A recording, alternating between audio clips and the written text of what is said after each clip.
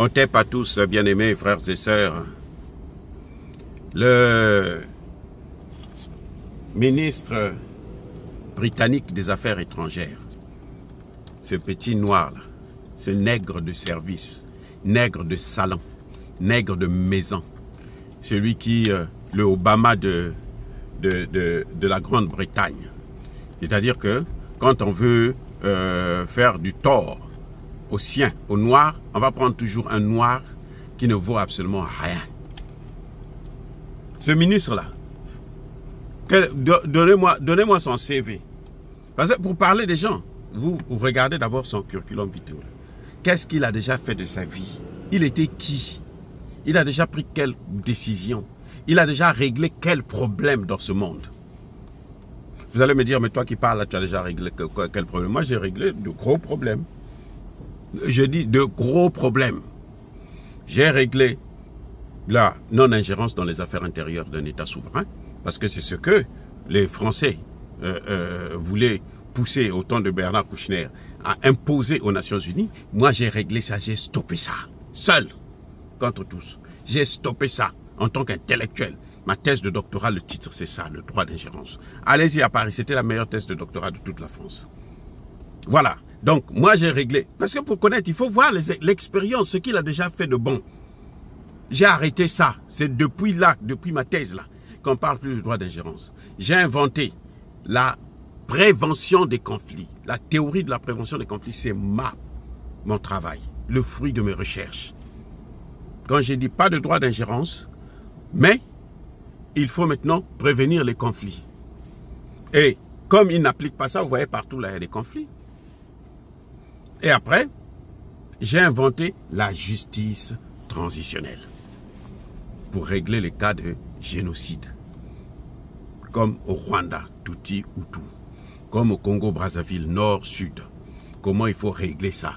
J'ai appelé ça la justice transitionnelle. Donc j'ai une expérience, je connais de quoi je parle. Mais lui, ce Britannique là, David la mère ou quoi là, David là, il a quoi comme... C'est un ministre inexpérimenté. C'est le genre de nègre de service. C'est-à-dire que quand on sait qu'on va prendre des mauvaises décisions, allez, on l'appelle là, viens, toi tu vas faire.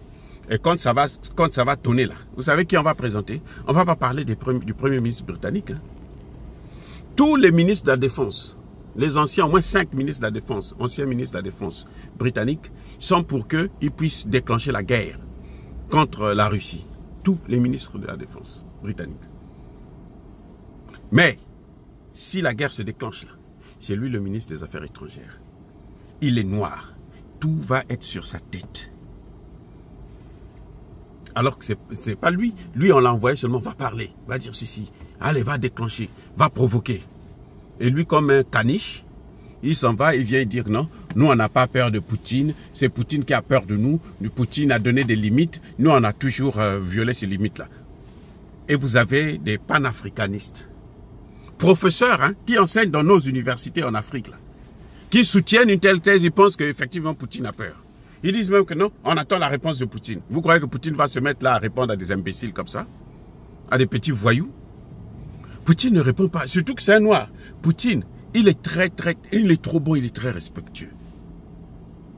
Ce minable de ministre des Affaires étrangères va nous dire que non, bon voilà, Poutine avait dit qu'on va n'envoyait pas des chars, nous on a envoyé les chars. Qu'est-ce qu'il a fait? Il avait dit n'envoyez pas les missiles, nous on a envoyé des missiles. Qu'est-ce qu'il a fait? Il avait dit n'envoyez pas les F-16, nous on a envoyé les F-16. Qu'est-ce qu'il a fait?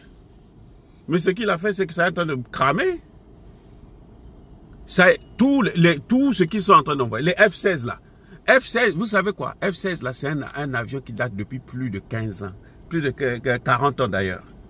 F-16 que vous voyez là. C'est pas un avion nouveau. C'est un vieux truc qui est dépassé. On parle F-16 parce que c'est l'un des meilleurs des avions le plus vendu des États-Unis. Aux États-Unis, l'avion qu'ils ont vendu le plus là, c'est le F-16. C'est pour ça qu'on parle de ça. Mais sinon, par rapport à l'efficacité, ça ne veut rien dire. Et à l'époque, écoutez bien, à l'époque, les Américains vendaient leur avion là, par la force. Parce qu'ils ne voulaient pas, quand tu vas acheter chez les autres, chez les Russes ou chez les Chinois, ils te font des problèmes. Et si c'est par rapport à ça dit que ce que ça donne, ce que ça apporte, le résultat, non, le F-16 ne fait pas le poids devant les avions. C'est un Sukhoi 57 qui a détruit le F-16, non? On vous a dit que c'était un... On nous a menti, ils ne voulaient pas dire la vérité. C'est un Sukhoi qui a détruit le F-16.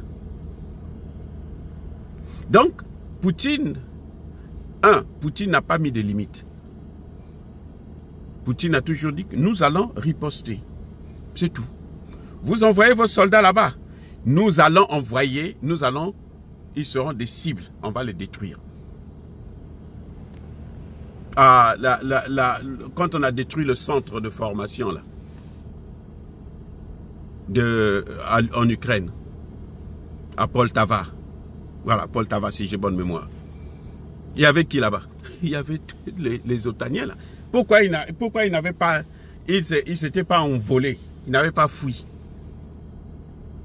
On les a tous massacrés. Mais parce qu'ils étaient... Et le problème, c'est qu'on en parle parce qu'ils étaient envoyés là-bas.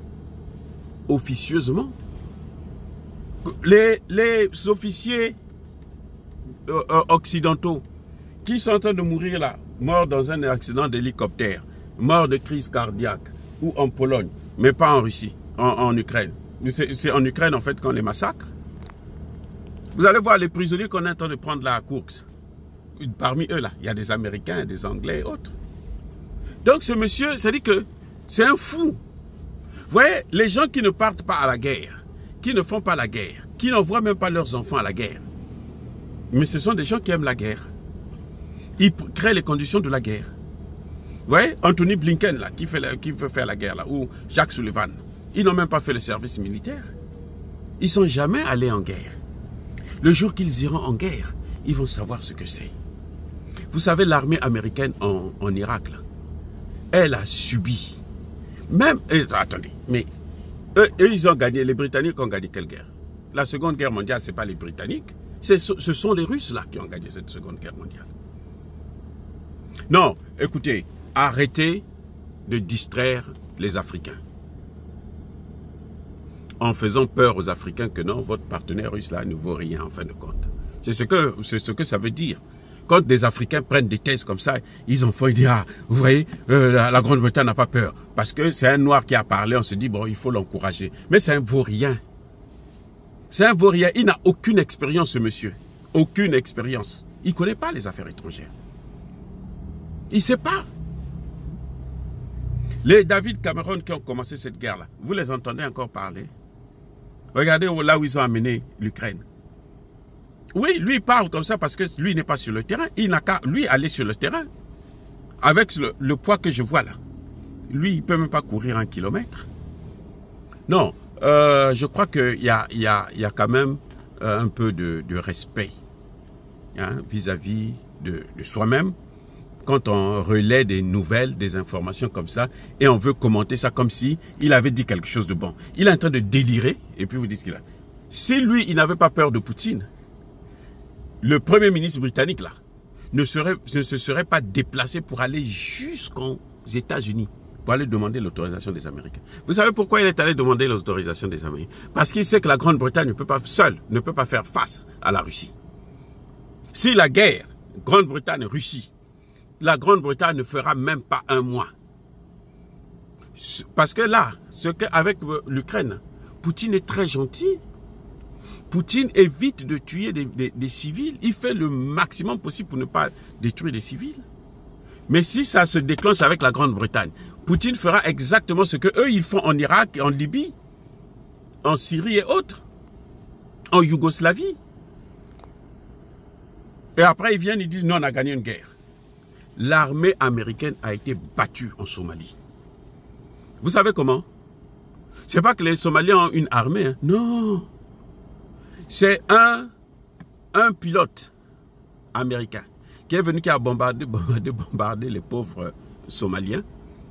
Et puis, son avion a eu un incident, un crash là-bas, machin. Et l'avion est tombé. Le pilote là est mort. Les Somaliens c'est le cadavre là qu'ils ont pris, qu'ils ont torturé. Les Américains ont dit non, on peut pas continuer avec ce genre de choses-là. Ils ont fui. C'est pas que le pilote n'était pas vivant, hein. On l'a pas attrapé vivant et puis on l'a... Non, il était déjà mort.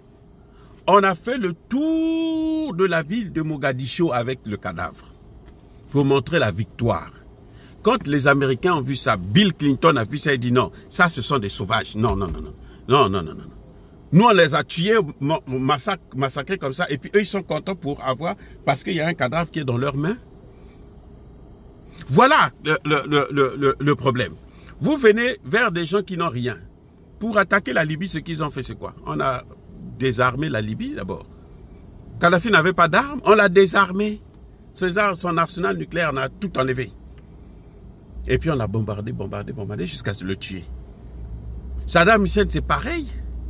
Les armes qu'on lui avait données pour faire la guerre contre l'Iran, là, ils ont tout repris. Et puis après, ils sont allés le bombarder. Vous croyez que ça, ce sont des gens sérieux? Non, ce noir-là, hein, il ne faut pas qu'il entraîne les Africains dans une affaire mondiale.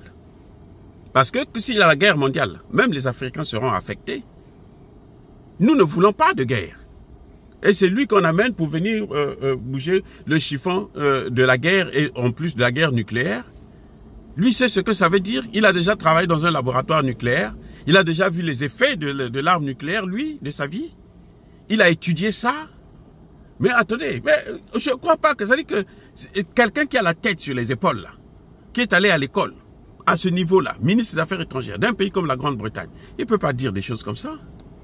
Ils ont déjà perdu la guerre en Ukraine. Malgré tout ce qu'ils ont envoyé. C'est pour ça que Poutine n'a pas escaladé. C'est le jour que Poutine va sentir que la Russie est menacée de survie, il utilisera le nucléaire. Qu'est-ce que vous croyez? Vous croyez qu'il va rester comme ça et puis attendre le déluge? Non. Déjà, les experts maintenant nous disent que le nucléaire des Britanniques, des Français, même des Américains, c'est obsolète.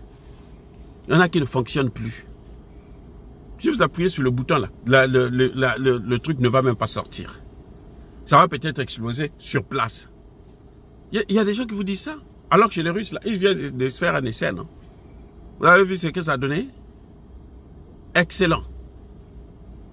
Non, je crois que nous, les Africains, on doit éviter de relayer des informations qui poussent le monde entier vers une guerre nucléaire. On a des parents en Angleterre, en France, en Europe, aux États-Unis et autres. S'il y a une guerre nucléaire, nous allons tous perdre. Nous allons tous pleurer. Arrêtez de jouer avec ça. Et vous savez que s'il y a quelque chose, ce qu'ils vont faire, ce sont nos frères et sœurs qui sont là-bas, là, qu'on va prendre, qu'on va exposer. Hein. C'est ce qu'ils ont fait pendant la Seconde Guerre mondiale. On prend nos parents, on les met comme des chairs à canon. C'est à eux de marcher sur les mines. On se demande comment ils ont pu s'en sortir, ceux qui ont pu s'en sortir là, comment ils ont pu faire pour s'en sortir. Et après, quand ils sont sauvés, ils sortent de là, ce qu'ils ont eu à faire, c'est de les prendre à Charonne, là, les canarder. Parce qu'ils demandaient seulement leur pension. Vous croyez que c'est des gens sérieux? Non, non, non, non. Arrêtez, arrêtons avec ça. Arrêtons d'être stupides. Arrêtons de relayer des informations qui n'ont ni tête ni queue. Ça, c'est une intervention stupide. Macron, vous avez entendu Macron encore parler de ça? Vous avez entendu Macron parler de ça? Parce que les gens lui ont dit, non mais arrête. Tu es fou ou quoi? Arrête avec ça. Et maintenant, ce qu'ils sont en train de faire là, ils sont tous là, les Britanniques là. Lui, ce Britannique de merde là, il n'a qu'à parler de ce qu'ils sont en train de faire, la Grande-Bretagne est en train de faire en RDC. Vous voyez, pendant 30 ans, ils sont en train de commettre un génocide là. Et il parle de Poutine. Lui, le Britannique là, le noir là, il peut parler de Poutine, il peut critiquer Poutine. Pour ce qu'ils sont en train de faire, je cite seulement la RDC. Hein.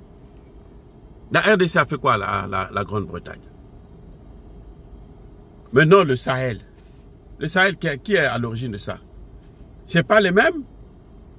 France, Grande-Bretagne et États-Unis. Les trois là d'abord seulement. Donc, je crois que ce noir-là, s'il connaissait un peu l'histoire, s'il était parti à l'école, eh ben, il ne devait pas parler comme ça. Et s'il était parti à l'école et il parle comme ça, là, ben, moi, je le conseillerais de repartir à l'école.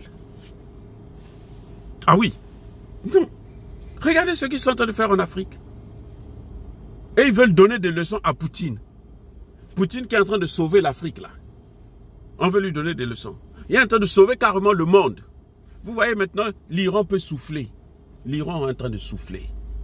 Il fait partie des BRICS. Cuba peut souffler aujourd'hui. Et pourtant, ils sont à côté des États-Unis. Cuba peut souffler. Les États-Unis ont mis Cuba sous embargo depuis plus de 60 ans. Vous me dites ça, ce sont des gens sérieux? Non, ce Britannique-là, ce noir britannique, qu'il sache que eh ben, les noirs, ils ne représentent aucun noir. Il représente lui-même et peut-être sa propre famille. Mais il ne nous représente pas en tant que noirs. Parce qu'il est indigne de représenter la communauté noire. Parce que nous, là, nos ancêtres, là, ils ont été très... Ce sont eux qui ont inventé les mathématiques, l'école, la religion et tout. Les Grecs n'ont rien inventé, même la philosophie, là. C'est nous qui avons tout inventé. Ah, bien-aimés frères et sœurs, je persiste et je signe. Soyez bénis, abondamment bénis par le Dieu de Kémite et par nos ancêtres angélisés. Mais que tous ceux qui persécutent le continent africain, le pillent et le déstabilisent, qu'ils soient noirs, blancs, chinois, arabes, juifs, indiens ou qui qu'ils soient punis, maudits, foudroyés, neutralisés, écrasés, effacés par le Dieu de Kémite et par nos ancêtres angélisés. Vive l'Afrique éternelle, j'ai dit et j'assume.